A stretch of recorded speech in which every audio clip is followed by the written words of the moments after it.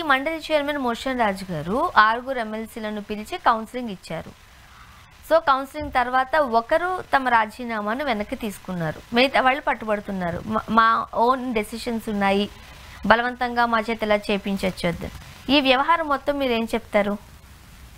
ఒకటి రాజకీయపరమైన అంశాలు ఇందులో ఉన్నాయి. పక్షపాతం ఏంటంటే స్పీకర్ ఫార్మేట్ లో రాజీనామా పత్రం ఇచ్చినప్పుడు సాధారణంగా రాజీనామాను ఆమోదిస్తారు. అయితే శాసనసభ స్పీకర్ కానీ శాసనమండలి చైర్మన్ కానీ విశేష అధికారాలు ఉంటాయి. ఒకటి నువ్వు అట్లా రాసినా మీకు గుర్తుంటే రాష్ట్ర విభజన సందర్భంగా దాంతో పోల్చలేని దీన్ని 175 మంది ఏపీ ఎమ్మెల్యేలు రాజీనామా చేసినారు. మీకు రాష్ట్ర విభజన సమయంలో వాళ్ళు కూడా స్పీకర్ ఫార్మేట్లోనే చేసినారు, కానీ యాక్సెప్ట్ చేయలేదు. రీజన్ ఏంటంటే ఎందుకు చేశారు అందరూ తెలుసు. నేను స్పీకర్ ఫార్మేట్లో దాంట్లో రాశాను కానీ బయట ఏం మాట్లాడుతున్నావు తెలుస్తాను కదా. బయట నేను త్యాగం చేసాము రాజీనామా బయట మాట్లాడేసి ఇక్కడ స్పీకర్ ఫార్మేట్ అంటే ఎట్లా? ఇది ఫస్ట్ పాయింట్.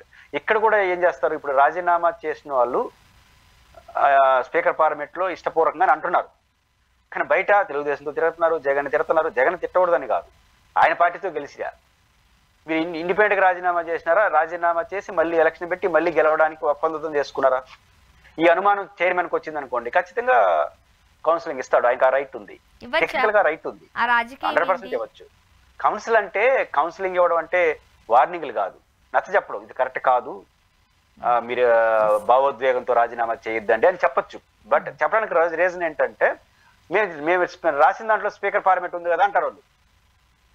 కానీ చైర్మన్ గారు ఏమంటారు, రాజీనామా ఏడు చేస్తున్నారు, బయట పేపర్ల వార్తలు ఏమొస్తున్నాయి, మేము ఇలాంటి యూట్యూబ్ ఛానల్ ఏం రాస్తున్నారు, పలానా ఎల్లయ్య రాజీనామా చేసినాడు, ఆమోదించిన వెంటనే తిరిగి తెలుగుదేశం పార్టీ వాళ్ళు ఆయనకి రాజ్యసభ ఎమ్మెల్సీ సీట్ ఇస్తారంట, మీరు రాయట్లేదా?